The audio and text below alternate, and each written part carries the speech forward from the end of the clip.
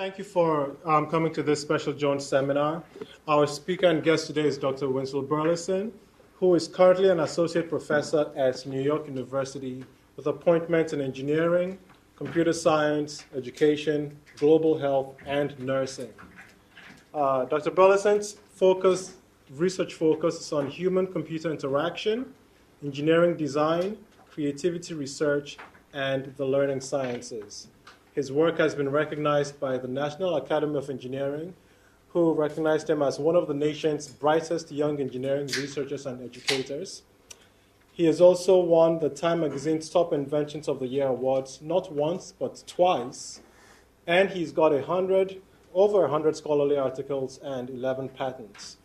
Today, Dr. Burleson is going to share insights on how various engineering projects can prepare the next generation of technology leaders to succeed in addressing society's grand challenges. So please join me in welcoming our speaker, Dr. Burleson. Great, it's a pleasure to be here and to have had the opportunity throughout the day to meet several of you, and I look forward to meeting many more of you. Before we get started, I just want to do a little exercise. It's late in the afternoon, people get a little tired. So what I'd like people to do is raise your hand as high as you can. Okay. Now I'd like you to raise your hand 2 inches higher. Okay. Now 2 feet higher. All right. How high do you think you can raise your hand? Okay, that's a good exercise. Some of you got more exercise than others. I saw that. You noted the motivational environments. I tried to give you a little motivation. So my research looks at motivational environments, how we can use diverse perspectives, and why people do things, why people don't do things, how these foster creativity, teamwork, collaboration, how we react to failure, and how we can design systems that help individuals achieve peak performance. So when you raise your hand as high as you can, it's an element of peak performance, as high as you can. And so, if you had to do this for different reasons, if I said, you're voting for freedom, you might have, gotten a little higher, or, if there was a large personal incentive, save somebody's life. These are the different elements. So today, I'll be talking about experiential learning, human-centered design, and innovation. So one of my mentors, Alan Kay, he's actually serving on our holodeck advisory board. This is the holodeck picture that we got a $4.2 million grant from the National Science Foundation to build. So this is a very large-scale, collaborative environment I'll talk more about later. But for context, we're looking at how different individuals, robots, humans, virtual and co-located, can work together in collaborative environments. So throughout the theme, you'll see how that builds up to the holodeck. Alan Kay is on our advisory board. He is famous in part for the creation of the Dynabook, and which was the first vision of the clamshell computer or the laptop for kids in education, how a laptop, such as the ones that many of us use, could be impactful to education around the world. So he came up with this concept in 68 through 72, different iterations, talked about it in his thesis, and he basically built a paper prototype. So he said, hey, what if this was your computer? What if this? And he was able to put this next to this wall over here with a cable back to a supercomputer. So what if this is your computer and it works like this, right? And so the idea of using any internal and external resources to achieve your goals, is part of inventing the future. And one of the best ways to get external resources is to have transdisciplinary teams. So looking at how you can look at individuals and work with individuals across domains is core to my research, core to human-centered design, and I believe core to many aspects of innovation. So Alan Kay went on to develop Imagineering, Walt Disney's firm, and so those are the kinds of philosophies of thinking about imagination and possibility. I've had this rich career starting as a physics student at Rice University, where I had a chance to use the Space Telescope as an amateur observer looking for binary asteroids that were coupled one to another. I got to shadow some of the astronauts working on Hubble Space Station repair and the mission director looking at innovation. So there was a small startup talking to the mission director, and they actually had a prototype for a glass interface, the kinds of things we see in cars today, so you don't have buttons all in one place. And the shuttle mission director said, can I look out the window and know when I've pressed that? And they didn't have haptic feedback. They didn't know when they were toggling. So a very important human-centered design. When I'm controlling the arm of the shuttle, I want to know where it is and where the joystick is. I need that haptic feedback, right? So those are the kinds of experiences that I believe are important to design engineering, to education, to innovation. How can we get individuals throughout their passion-based learning experiences to have access to the highest end instruments and these kinds of experiences, both shadowing experts and using high-end instruments. I went on from Rice to the design school at Stanford. Here, design thinking, strategy. And here you see some of the realm of human-centered design and manufacturing, technology, business, the integration of design and innovation at the combination of technology, business, and human values. And a lot of the human-centered design comes from the human values, the psychology, anthropology, sociology. And that's what's so exciting and important about Dartmouth and Thayer's approach to this. Because you have the liberal arts. You have the broad-based understanding of what is the human condition. If you were trying to do human-centered design, you have all the resources of the college brought to your capacity to help understand what are those problems, what are the most important ones, and how are we going to overcome them as we move forward. So one of my mentors at the Media Lab, Hiroshi Ishii, so I went from design to IBM. I worked for the inventor of the track point. Kofi has a track point on his ThinkPad. It's the little dot in the middle. We put track points in retainers for people that didn't have the ability to use the track point in the so if you can't use your hands or feet with all the dexterity, your tongue might still work pretty well. And so we're able to do pointing with your tongue. So from the Media Lab, from IBM to the Media Lab, Hiroshi Ishii was designing toys, and he said, play is hard work. He was trying to emphasize how much engineering and difficulty it is to do these human studies, to do the design engineering, the need, and get it. And what I would like to say is work, when done well, is hard play. Right? And so this is the inversion. How do we have that spirit of imagineering, that spirit of inventioneering, where you can go as far as possible in different domains? And how do you create the capacity to create that kind of environment with the teams of yourself and others that it takes to get there? And so Eric von Himpel at MIT Sloan Business School has a book called Democratizing Innovation. And his vision here is that by creating toolkits, you can move sticky knowledge from experts to end users. And it's only through those toolkits that you can get the full spectrum of the innovation that's possible from your end users. You're essentially creating a boundary object between the expert and the end user, and you're creating a pathway for co-design, collaborative or participatory design, because the end user is, in fact, the most important expert at their own problem. And so when you empower end users with tools, such as Democratizing Innovation suggests, you can start to have this kind of broader spectrum of end user experts and collaborators in design innovation. And also at the Media Lab, the Fab Lab, Neil Gershenfeld's lab, the Maker Spaces, part of the Maker movement. The Fab Academy is part of the educational vision for fabrication, hands-on making and doing, and the How to Make Almost Anything course. So he taught a course on the broad spectrum of tools. So, if you want to use tools from an electron microscope to a linear particle accelerator, if you have a student, as I did at Arizona State, who said, hey, if we have an inventor's workshop, can I make synthetic life? What would you say? I said, well, Craig Venter created synthetic life 2 years ago. We have to, if you're going to be the future of biotechnology, one of the innovators, we have to provide that capacity. John Doerr, venture capitalist, came to Sloan and he said, you're not at Sloan because we're a top 5 business school. You're at Sloan because of what's across the street. And if you don't get into the labs and sequence DNA or do the kinds of work that you want to do for design and innovation, then you're missing out. You're missing out on the opportunity of your career to get all that technical skill, to understand when you're talking to the VCs in the business sector and the public, what your story is all about, to have that core technical expertise. So that's a bit of the background.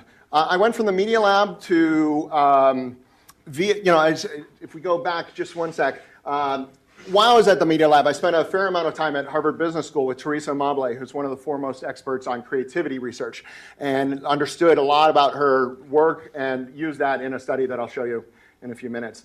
At Arizona State, I joined a group called Art Media Engineering, which was an intrinsically transdisciplinary, at the time, department, and then it became a school. And so we were working in design, in computer informatics, in bioengineering, electrical, music, theater, across the broad spectrum. And we had a philosophy of access, excellence, and impact. So access meant that anybody could come and ask questions like the ones I just suggested.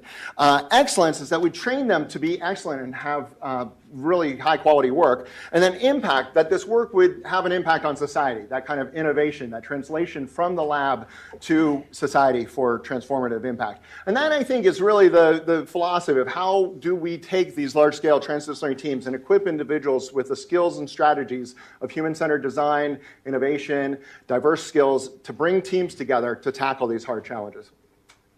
Now I am at New York University with a primary appointment in nursing. Nursing wanted an individual to connect them to the rest of the university. So I had already had this broad background and could obtain appointments in the many areas: education, computer science, global health, and engineering that they needed. So now I work with nurse innovators who don't have the technical abilities to achieve some of their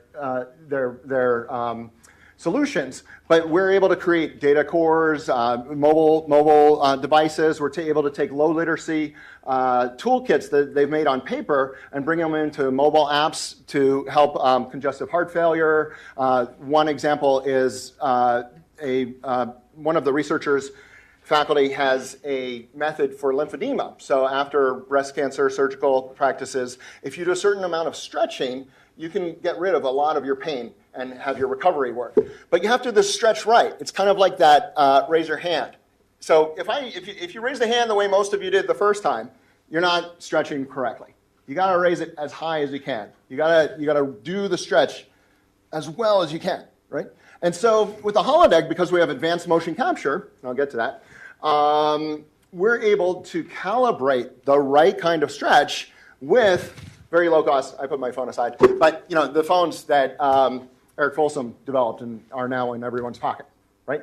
So not the phones, the cameras, CMOS, et cetera, right? And so by using these very low cost, widely available phones, so you can take high-end instruments and get very low-cost solutions out of them that have transformative impact if you work across these disciplines where you know how to do these things. So today, I'll talk about experiential learning, human-centered design, and transdisciplinary information. If you have any questions along the way, please feel free to interrupt. We can talk about some of your questions and then look forward. So the first thing I'd like to share is a project that I built that was part of my thesis work at the Media Lab, and then part of about a third of the research that I've done throughout my career. Looking individually at one of the grand challenges of information science. How can we provide a teacher for every learner? An agent or a relationship with a technology that can provide feedback to you in everything you do, or in particular elements, affective feedback that will help you grow your intelligence or become more capable. And so again, this is a transdisciplinary endeavor. Carol Dweck does anybody know of Carol Dweck and her growth mindsets? Okay, so a couple. Do you want to say what you know about her philosophy? No.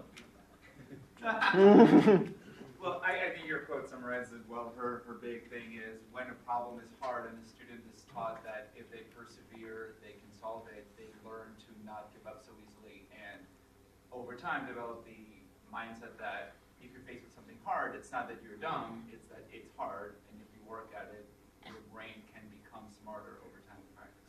Excellent. And because you pointed to the wall and there was an answer on the wall, I want to use another one of my favorite quotes, which is when the walls have answers, the people that learn the most are those who ask the best series of questions, right? And so if you have follow-on questions and the walls can keep giving you answers to those questions, that's essentially what the future of a holodeck or a cyber learning environment could be like. So as you have, which is also the questions around transdisciplinary, how do you have an environment that can give you your answers so you can make the progress that you need?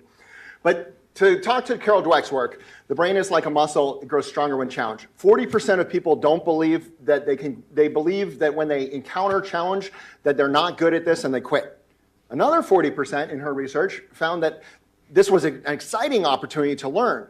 And that second one gives people much higher grades, much more capacity to learn. They say, oh, gee, I was hoping this would be hard. Right? And if you say, hey, would you like to do this again? We can make it harder or easier. They're the ones that are choosing it harder. Right? And so part of the work was Carol Dweck's message, to give this message at the right time when a student is failing or frustrated. Another insight we had was that Jeremy Bailenson at Stanford in communications was looking at a pedagogical agent, an agent such as this one that could respond to you. And he had done an experiment where he'd put a headset on an individual and they were teaching about the security of the card on campus. And so if you had real-time mirroring of the head motion of the person you were speaking to, so they had a canned message about the security of the card and why you should use it. And for half the population, they gave the interaction that the agent would mirror your head motion. But not direct mirroring. You don't look this way and it looks this way. You look this way, 4 seconds later, it looks this way. So that lag of 4 seconds is long enough to create likability and persuasion, and short enough to not be noticed. Or sorry, short enough to create likability and persuasion, and long enough not to be noticed. So combining different areas of social science into a technical core of sensors and infrastructure gave us the opportunity to build the world's first affective learning companion and test it with students to see what we could learn. But we wanted to know when we could intervene. So we wanted to look at a third area of psychology, flow experience. So this is when you're having a great experience. Everything's going perfectly, and it's the theory of flow by Csikszentmihalyi. So we came up with a theory of stuck. And so we calibrated our task to be very difficult. We had 7 disks in the Towers of Hanoi task. That's where you're moving the disks back and forth, and you can't move a big disk on top of a small disk. So stuck is all-encompassing. You are stuck. It's a feeling of being out of control. A lack of concentration or an inability to focus. I don't want to do this. I don't know what to do. It's really a terrible experience. A mental fatigue or distress, sometimes even when you think about it. Sometimes you might have a project or a homework or a deadline or a review you have to write. These are things that cause distress even if you're not working on them, or can cause distress. And they create a feeling of stuck. Scientists and human-computer interaction researchers have used the distorted sense of time as a measure of the level of frustration. And we use that in our theory of stuck. So the idea here is that a task that's frustrating, that's only 5 minutes, people will self-report that it's 10 or 15 minutes. So they're saying it's a lot longer, and you can use that as part of the measure. And importantly, it's this perceived mismatch of skill and hand. It's not that you can't do this task, it's that you think you can't do this task. 40% are saying, hey, I'm glad this was a hard task, I'm going to dive into it. And Carol Dweck's messages help you change that perception. And it's frequently associated with negative activity. So we took these sensors. We took industry-sponsored high-end chairs. This picture is a lower-cost version that we replicated for use in public schools. The original one was a $10,000 chair used for automotive industry with high-end sensors, and the previous master's student had looked at interest and boredom in a task by moving in the chair. Another student's project was skin conductance sensor, wrist sensor. Facial expression, I had worked at IBM on the Blue Eyes project, looking at facial expression and low-cost cameras that could detect eye tracking. And then a pressure mouse. So the surface of the mouse has force-sensitive resistors that we embedded into it to detect the amount of pressure on your hand. And so, the spectrum here is from the product design at Stanford. We had the design skills to mentor students building the physical wearable devices for skin conductance and get these machined and produced, build 25 of these and bring them into public schools. We also were able to use facial expression and drive the facial expressions of the characters by using different collaborators' tool sets, and then fuse this into an overall system. So here we see a student sitting in the chair, wearing the skin conductance sensor with the pressure mouse and the facial expression, interacting with this character. This character is going to have that nonverbal interaction that I talked about. And then, so that requires a character system that exists in terms of building a body and a head, and a behavior engine. So just having a character isn't enough. You need to drive that and understand how you're going to drive it. In this case, we're driving it with the 4-second lagged interactions. And then an inference engine would take all the sensor data and understand when you were quitting to determine when to provide that message. And then a system server will integrate all of that. So here's a little video of this system. So we have the nonverbal social mirroring. So those nonverbal interactions are really core to this. Here's where it would be nice to turn the lights down, if that's possible. Sorry, where's that? Oh, great. So so here's the pressure mouse on the right, the skin conductance on the left. We're going to go into each of these sensors. And under each swatch, this is the real-time display of squeezing. And what happens when people get frustrated is they squeeze harder. So that's one of many elements that we could use. It also correlates to carpal tunnel syndrome. It's more about what you're feeling when you're using a computer. And we map this to agitation in the character, so more or less fidgeting. Skin conductance, this was an early version before we did that redesign I showed you. This, again, was a time and elevation of the amount of arousal for an individual.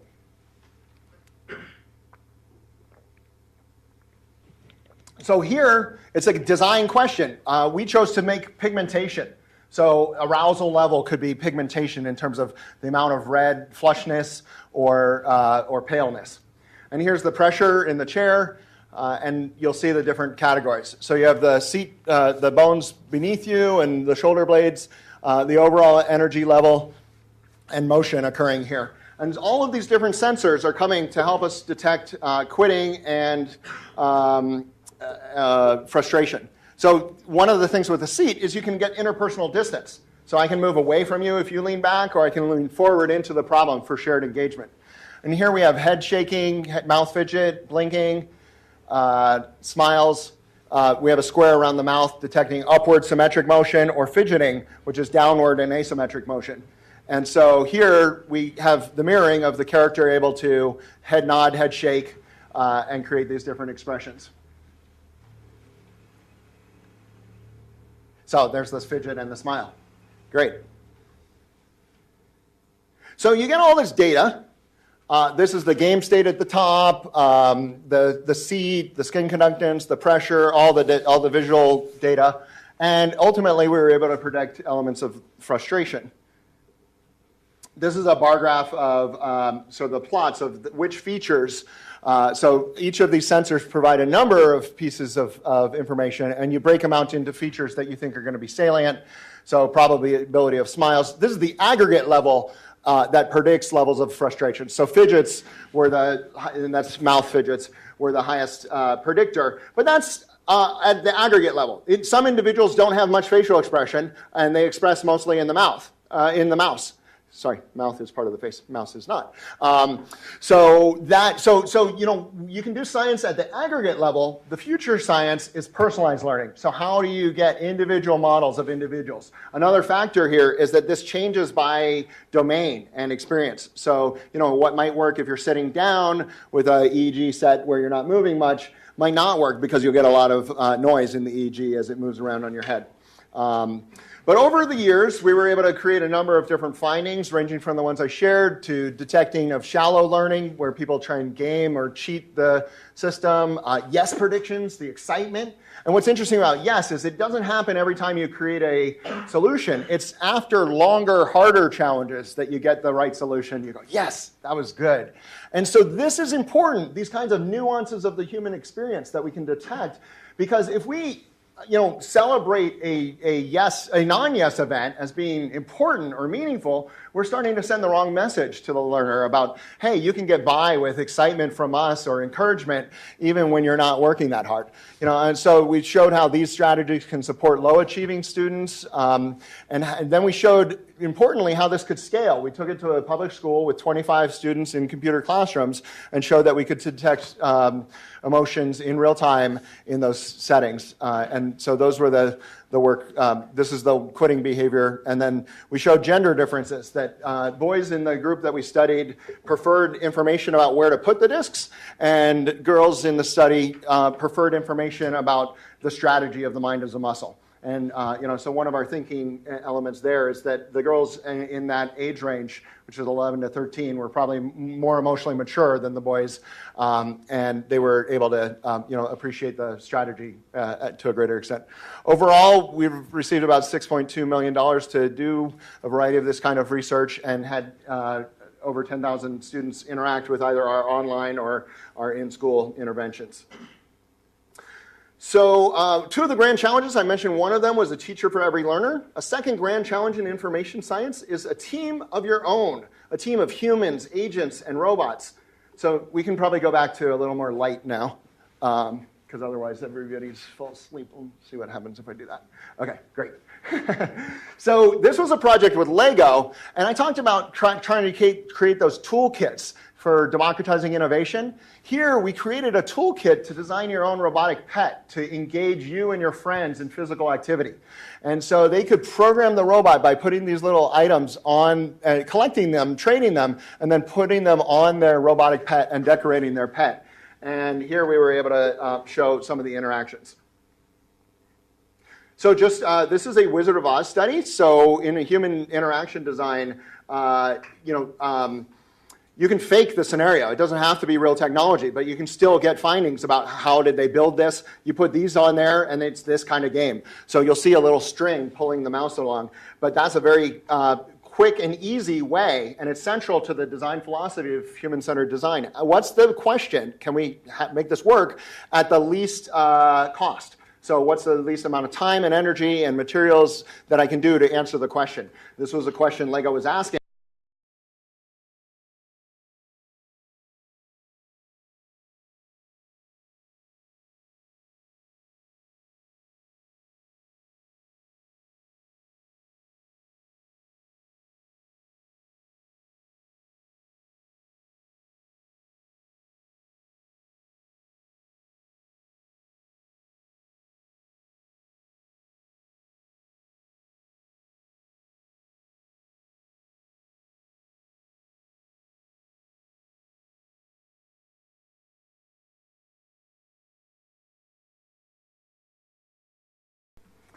So, with the interest in human-robot interaction, when I got to ASU, one of my colleagues from MIT, who I'd been teaching with in a course called Terrascope, in Terrascope at MIT, he would assign a challenge to 10% of the freshman class that enrolled. 60 students would enroll in his class.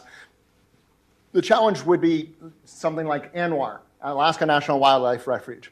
And it wasn't no more information than that. So there would be 2 lectures at the beginning of the semester and a major design report and by the students, 60 students that had to self-aggregate into teams and figure out what they were doing for the semester. They had access to a slate of 20, 25 mentors, so they had 1-to-2 teaching ratio to figure this out with. So he was moving from Terrascope to become the founding director of the School of Earth and Space Exploration. And I wrote him an email and I said, hey, I enjoyed teaching Terrascope so much with you, I've decided to join you at ASU. He said, great, let's build astronaut robot mission simulators. So we taught this class for 3 or 4 years with sophomores. I wrote a grant for the Jet Propulsion Lab, including MIT and ASU. We had access to the Mars Yard. We had access to what you see here is the ASU Decision Theater. And can you guys see this, or is it better to have lower light? Lower light, sorry. So let's see if this is a little. That's too little. Does that work? Okay, great. So, and then we created virtual versions for highlighting areas of scientific interest. So if robots or humans go to these places, you'll get different information, and in aggregate, you can decide if your mission plan is going to return optimal amounts of scientific information from the environment. So ASU had this large-scale and visual environment where you have 20, 30 people inside a room about this size, surround visualization. It had no sensing or robotics or other elements. But this is the kind of environment that we turned into the Apollo lunar landing site. Here, a group of students engaging in that terrain. Here we had the LiDAR scanned Mars Yard and different pathways that the humans and robots could go, either following each other or diverging from each other to see different parts of the terrain. And then in the high desert of Arizona, we were able to do field work with NASA in settings to look at the human factors of either the robots or mission vehicles that may be roving on planetary surfaces, or in this case, the moon. In the class, we also created one of the things, a portal for a pathway to go from novice to world-class expert. That's the argument. For a vision of what the future of cyber learning could be. So if this was a module like a wiki homepage of astronaut robot mission simulators, you'd aggregate all the top information on what is an astronaut robot mission simulator, ranging from TED Talks on astronautics and robots, human-robot interaction, to some of the basic questions. What's human-robot interaction? What's an astronaut? From wiki pages. You'd have this portal along with featured experts, asks questions, amateur astronomy clubs, a wide array. So when you go to space camp, you don't come home and not know what to do. You come back here and figure out what the next thing is. You develop your personalized learning portfolio. So a grand vision for the future of education is how do you have pathways to transdisciplinary knowledge that have more than 10,000 hours of content in them, so you go from not knowing anything about something that you're interested in to becoming a world-class expert. So if NASA is interested in hiring the next crew, you just take the best teams out of this module and decide if they should be on your next missions. There are different ways to do things that may or may not work, but these are explorations of what might be possible. Here, intentionally blurred for participant anonymity, we're looking at how do design teams collaborate and work on a moment-to-moment basis to design, in this case, a playground. So we want to look at creativity and teamwork and what is that process. And so Cindy Atman at University of Washington has created these logs of time and activity. So problem definition, information gathering, ideation, modeling, feasibility. And she studied individuals in this task, and she showed the differences between freshmen, seniors, and recently graduated experts in the field. And so a person like this, or this, is a relatively impoverished pattern here, as opposed to these individuals who have relatively rich patterns. And what she showed in her work is that these are representative of novices that sort of linearly step through the processes, and these are representative of experts.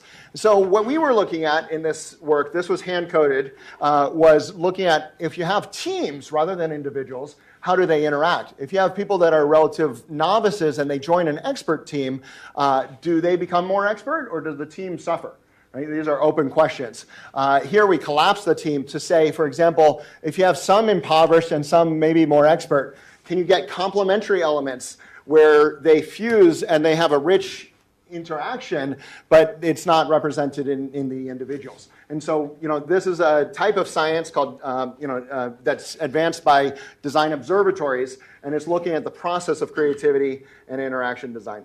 We went from there to saying, well, can we look at creativity in the wild? Can we put sociometric badges from Sandy Pentland's lab, which are these badges here, that measure the distance to somebody, and they have a beam. So it's a narrow-focused IR beam. It says, I'm badge 1, and it looks for what number your badge is. It has an accelerometer. So both in the movement and in the face-to-face tie strength, how long you were spending and how often you got up and moved, we were able to correlate the elements of this to Teresa Amabile's work, which is the gold standard for measuring creativity in teams. So at the end of every day, you'd say, what did you do today? And by coding a breakthrough, hey, I had an exciting idea with a colleague, that would be rated as a 1, creative day. Hey, I worked on the lab reports and it was a tedious activity, that would be a 0. So over 2 weeks with 5 to 7 people in different settings, academic and industry, we were able to predict with the badges up to 90% accuracy of those organizational behavioral science elements of creativity.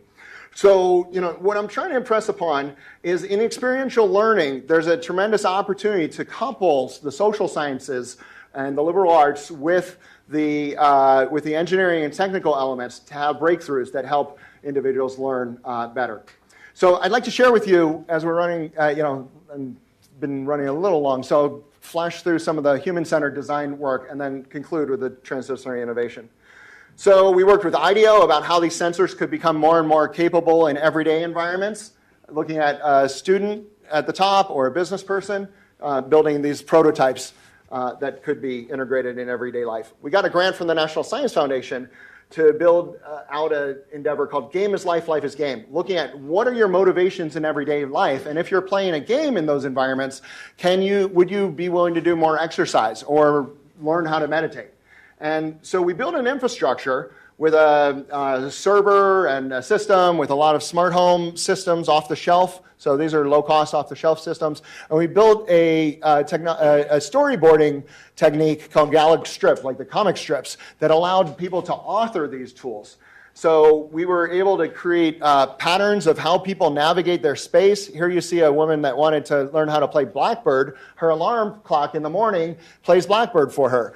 When she goes to the kitchen, it plays Blackbird. When she comes home at the end of the day, it plays Blackbird. It shines a light on her guitar, and when she picks up the guitar, a magnetic switch starts a YouTube channel so she can play to her fans. At the end of the session, she gets to select if she wants that to be a recorded session and deployed or not, and then she gets her feedback. And so this day after day is a DIY, do-it-yourself. So in collaborative co-design, we created a toolkit that we showed that novices could use just as well and in slightly different ways than expert programmers or people with prior programming experience to own the future of the smart home. The future of the smart home, future of the smart classroom. And so we also took these out to populations with challenges like autism. And so here we have a caregiver autism residential environment. And we looked at how these same, improving the icons and looking at everyday activities like eating breakfast or starting a schedule could be motivated by a soundtrack reminder when it should stop, and then maybe some rewards or execution saying, this has been done. You should get the reward for that. So we engaged with parents and 18, 19-year-old people living with autism to look at whether these systems could help. One of the more promising ones that we've advanced in this domain is a dresser system for people with dementia. So looking at people who no longer are about to no longer be able to remember how to get dressed, and that very, very challenging situation where particularly it falls on family members or professional caregivers. It can take up to an hour, up to twice a day to do this. Could we use the same technologies to create personalized interactions that would help this individual walk through their system of getting dressed? And so there's a lot of open questions. But I'll share with you a video. So the open questions of, should this be deployed?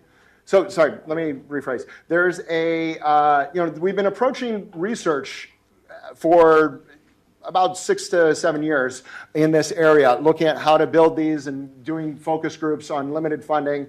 And then what we've just received is a $600,000 phase 1 startup grant to look at how to productize this. So where I was stumbling there was looking at the difference between the research goals and the open questions in innovation. So what we're doing with how to help people in the best practices from a research perspective is one side of things, but in terms of what people can buy and at what price point, that's an entirely different.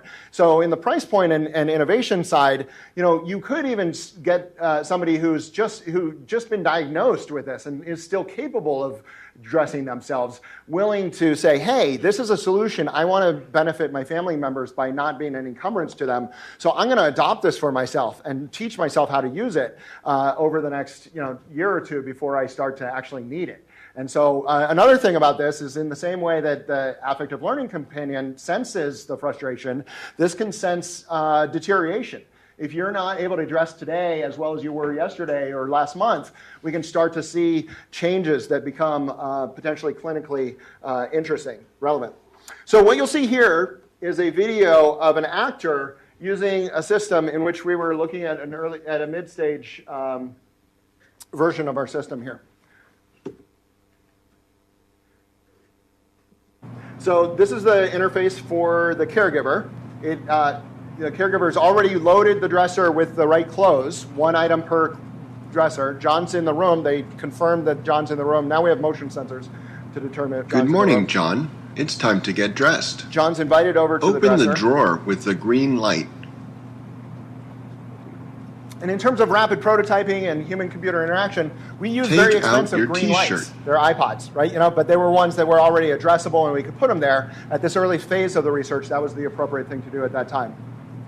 We're also here using barcodes. These could become invisible. They could be infrared prints or turn the T-shirt around. But with the barcodes and fiducial off-the-shelf Reactivision put it on image over your recognition, head. we could help individuals understand what the orientation of their clothes were and if they had succeeded putting them on. And individuals get dressed in different ways. Some people want to start by putting clothes over their head. Other people want to put John, arms in first. push so your again, you arm can tailor through the in opening interfaces, on one side. what's appropriate for the individuals. Now put your arm through the opening on the other side. Now pull the lower part of the t-shirt.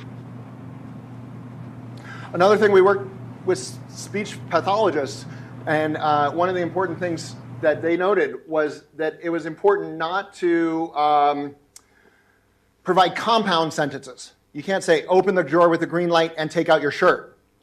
It's too complicated, right? And so you have open the drawer. And then when you sense that and you wait a little, you have take out your shirt. Right? So that's why you saw that being very deliberative.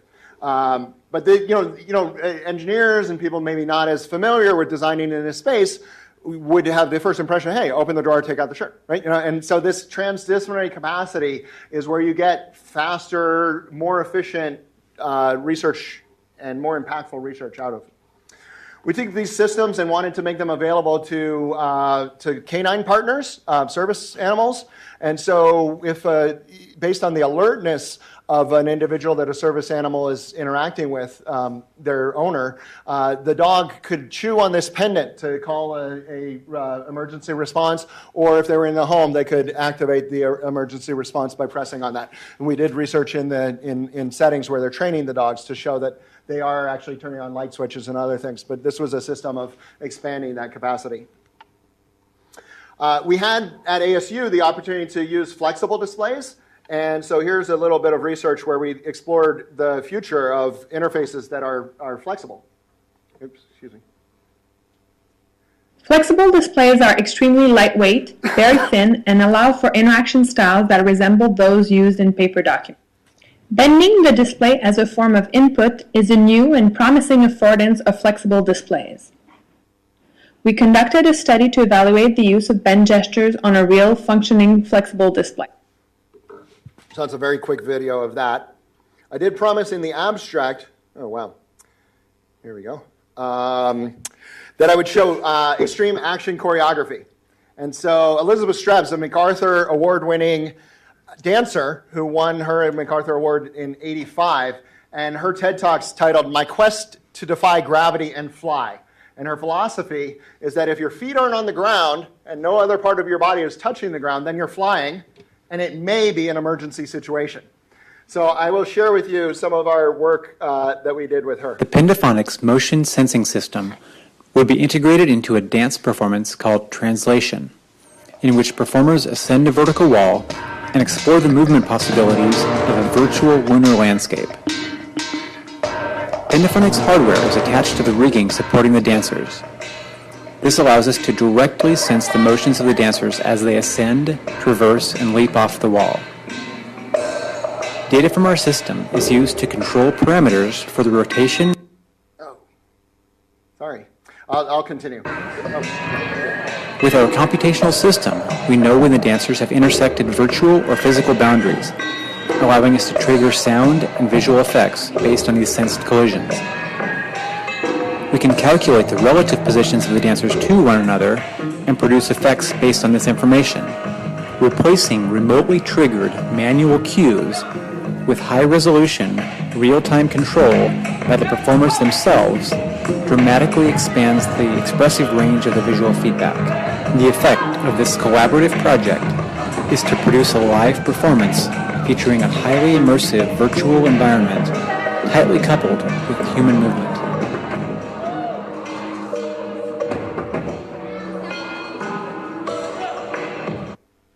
So we've been to the moon, maybe. We're also looking at how we can expand thinking around ocean environments. And so last month we got a patent that would explore how to build environments, essentially an underwater tent.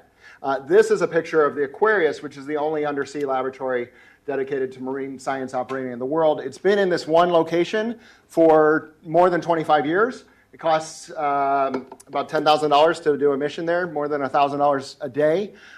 It has its benefits, but we saw an opportunity to have a much lighter weight, portable, flexible life support system that could be taken anywhere in the world and used in a variety of environments. So here's a video of my colleague, Mike Deep Lombardi. water coral reefs are a new frontier in ocean exploration. But until now, the complexities of working at water depths of more than 250 feet made studying there extremely difficult. National Geographic's Mike Lombardi has invented a portable dive habitat that helps scientists work at these depths.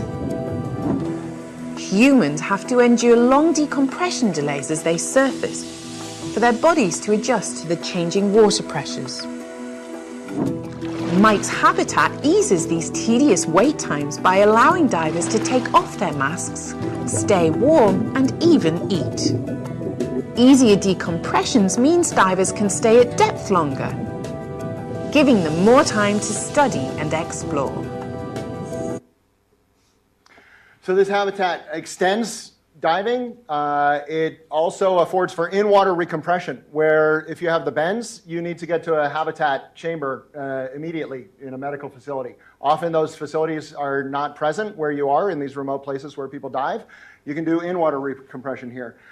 This could also be used for an inflatable ambient submarine or as a space analog for mission simulators. Much of the work done on Aquarius is space analog missions. And then the patent also covers uses for space habitat life support and rebreather scenarios. So that's the work that we've just finished. And so I'll just conclude with a couple comments on transdisciplinary innovation. So at NYU, I have advanced this project called the holodeck, which is the one that I introduced at the beginning, and STEM nursing innovation, looking at how we can build an instrument and conduct transdisciplinary interaction. So STEM nursing appreciates nursing as a STEM field and appreciates nurses as STEM innovators. And if we build the capacity, we can enhance the capacity of engineers and individuals in traditional STEM fields to have impact on health settings through an initiative like STEM nursing. Vicky Albert was in a field setting in Rwanda and found that infant respiratory distress was occurring, but there was no way to treat it. She went online and was able to improv a bubble CPAP device. Rice University and Bill and Melinda Gates Foundation and Seattle Children are also looking at these as innovation, translated to low-cost capacity to build the ability to treat respiratory distress in remote settings at very low cost. The Maker Nurse Initiative is open sourcing these ideas, looking at how nurses can both upload their own innovations and then build innovations that other nurses have done.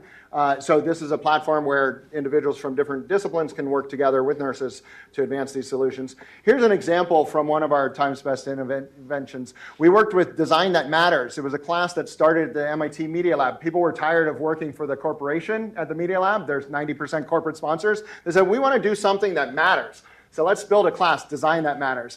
And so it was a student-run class that then turned into a nonprofit. When I moved into Arizona State, we created an infant incubator out of car parts. It was distributed across a team at MIT, Stanford, and ASU. Here we're looking at the headlamp and thermal properties of an insulation box. And the idea was that you don't need a medical technician to repair this device, but anybody with automotive skills could start to repair this or potentially even build one in the field. The further on impact of Design That Matters is they have 200,000 of these infant light therapy devices around the world today. They're based in Salem, Massachusetts, so a great opportunity to do humanitarian engineering research right in close proximity to Dartmouth. Another area that we worked on was simulation, so moving from the astronaut robot mission simulator to collaborative, interactive team scenarios for cardiac life support, and then distributed scenarios. So if I have this device in my apartment, can I start to learn my compressions and teamwork remotely off-site? The future of this is the holodeck, looking at how do you look at multiple people in multiple scenarios. And so with the holodeck, we got this large-scale vision to turn what I've shown you before to couple visual, auditory, which is this is a sound deck, physical, so 3D printing, fabrication, and motion capturing, like the work that I showed with the exercise for lymphedemic work, and then the human dynamic. which is what I was showing you with the affective learning companion. Here it can be the brain-computer interaction, or BCI, the eye tracking, skin conductance, and motion. And if you can drive all this with the smarts of AI or Watson, so we have IBM as a partner, we have Microsoft Research as a partner, then we can build an infrastructure that fuses all of this information. There's been many instances where individuals have built portions of this machine as part of their research. This is the first argument where it would be built as a microscope or a telescope for a community to do research. So it was funded by a major research infrastructure grant from the National Science Foundation. We have the infrastructure, all the modalities, the clusters and services, and then the lower cost field kits that can allow for the distributed collaborations. So, OnPoint was a project done by JPL. This is sort of the future of the astronaut robot mission simulator. We collaborated with them to bring some of this imagery and interaction styles into the holodeck. For example, they're limited to the interaction of HoloLens. Anybody who's used HoloLens, it's very limited. You have to do this all the time, and it doesn't always work. With a holodeck, you can augment that to do larger scale gestures, bending, folding, any of the other modalities that we've done. And then you can look at the future of simulation. You can go beyond competency to creativity, collaboration, and leadership. If there's somebody on that team that's impoverished, you better figure out either how to teach them really quickly or to marginalize them in this scenario and teach them after the fact, because your patient might die, right? You can also look at human-robot interaction. If your patient does die, and it's a scenario, this happens. You're being trained to be a health provider. The people sometimes die. But if you're a sophomore or a junior and your robot dies for the first time, it can still be very traumatic. Remember the Milgram experiments where people thought they had killed people by shocking? Here you were responsible for this patient and you did something, or at least you think you might not have done anything or everything you should have done, and it died. It's a robot, but it died. And this does cause, so you can look at the education of what should we teach these individuals before, after, how do you debrief a death, how do you train for death? And it's an important part of life. Right, so if you're thinking about grand challenges, life and death, doesn't get much bigger than that. But it obviously takes an incredible amount of teamwork, collaboration to do many of these different projects on the holodeck team. These are all of our academic sponsors, not sponsors, collaborators, and our corporate collaborators. So I think today I've tried to give you a little bit of the future vision of experiential learning, human-centered design, and how transdisciplinary innovation can be an important part, hopefully, of your futures, hopefully the future of Thayer. And I very much look forward to interacting with each of you and all of you for the rest of my time here and in the future. Thank you very much.